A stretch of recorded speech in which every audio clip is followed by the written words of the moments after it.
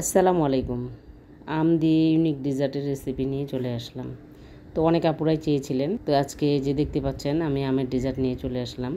তো আমি এখানে কিন্তু বেশ কয়েকটা আম নিছি, তার মধ্যে আমি 3টা আম শুধু করে দেখাবো আপনাদেরকে কিভাবে করতেছি। ঠিক এইভাবে চাকু দিয়ে আমি কিন্তু আমগুলো উপর থেকে পরিষ্কার করে ধুয়ে নিছি, নিয়ে মাথাটা কেটে নেবেন। মাথাটা কিন্তু ফেলে দেওয়া যাবে না, ওটা লাগবে। এবং ছোট্ট একটা চাকু দিয়ে চতুর সাইডে আটি বলেন বা কষি বলেন, যেটাই বলেন, একটু লুজ করে নেবেন, ঘোরায় ঘোরায় লুজ করে নিয়ে খুলে নেবেন কষিটা। আমি দেখিয়ে দিলাম কিন্তু কিভাবে আমি খুলে নিলাম। তারপরে আমি এখানে একটা পাত্রে কিন্তু দুধ নিয়ে নিলাম। দুধ অবশ্যই লাগবে। আর পুরো রেসিপিটাই হেলদি, ছোট বাচ্চাদের জন্য খেতে পারবে, যারা কিন্তু ঠান্ডার ডেজার্ট খেতে খুব পছন্দ করেন, কুলফি, আইসক্রিম এই ধরনের ডেজার্ট খেতে পছন্দ করেন, তাদের জন্য এই আমের ইউনিক ডেজার্টটা আমি বলবো যে খুব মানানসই হবে তাদের জন্য। তো আমি কিন্তু এই যে দুধ নিয়ে নিছি, আমি এখানে 3 পোয়া দুধ নিয়ে নিয়েছিলাম। কিন্তু 3 পোয়া দুধে আমি কিন্তু জাল দিয়ে একেবারে দেড় পট করে নিছি। 1.5 পট দুধে আমি 1.5 চামচ চিনি দিলাম। এই আমগুলো অনেক মিষ্টি।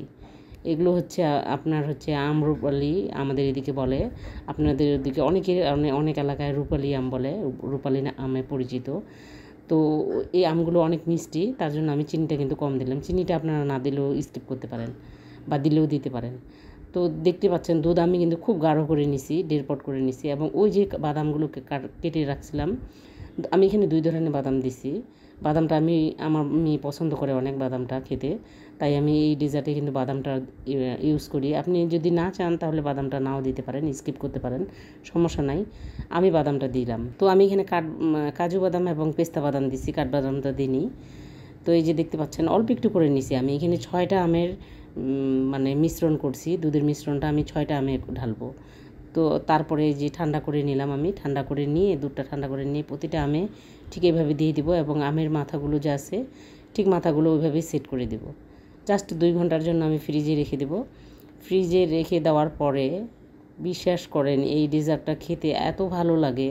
আমি তো শুরু থেকেই বললাম যে যারা কুলফি খেতে খুব পছন্দ করেন, ঠান্ডা জাতীয় জিনিস খেতে খুব পছন্দ করেন, ডেজার্ট খেতে পছন্দ করেন, তো এই যে শেষেরটাতে আমার মেয়ে বলতেছে আমারটাতে বাদাম একটু বেশি দাও, তো আমি বাদামগুলো একেবারে ছেঁকে নিয়ে দিলাম। তো এই যে আমি কিন্তু জমানোর জন্য রেখে দিলাম, কুলফি করার জন্য রেখে দিলাম। তারপরে এই যে বের করে নিলাম, দেখিয়ে দিচ্ছি আপনাদেরকে। আমি কিন্তু বের করলাম, বের করে কিন্তু এই যে এবার ছিলে নিতেছি উপরে আমগুলো। দেখেন খুব সুন্দর আছে, কিন্তু উপরটা একেবারে খুব সুন্দর থাকে, একেবারে ভিতরটাও খুব সুন্দর থাকে, কিন্তু উপরটা স্বাভাবিক আমের মতোই। ছিলে নিলাম, ছিলে নিয়ে আমি কাটার সময় একটু সাবধানে, আমি বলবো যে কাটার সময় খুব সাবধানে কেটে নেবেন, কারণ এটা একেবারে একদম সাবধানের প্রসেস। তো আমি ছোটো চাকুটা দিয়ে কাটতে পারতেছিলাম না, তারপরে আমি একটা বড় চাকু বের করে নিছি। আসলে ছোটো চাকুটাতে তেমন একটা ধার নাই, এর আগে আমি আঙ্গুল কেটে ফেলছিলাম, তারপর আমি ওইটার রিস্ক নিতে গেলাম না। তো আমি এই বড়টা দিয়ে কিন্তু সুন্দর করে কেটে নিলাম, পিস পিস করে প্রতিটা পিস কেটে নিছি। তো প্রতিটা পিস কেটে নেওয়ার পরে এই যে দেখতে পাচ্ছেন আমি এখন কিন্তু পরিবেশন করে নিলাম।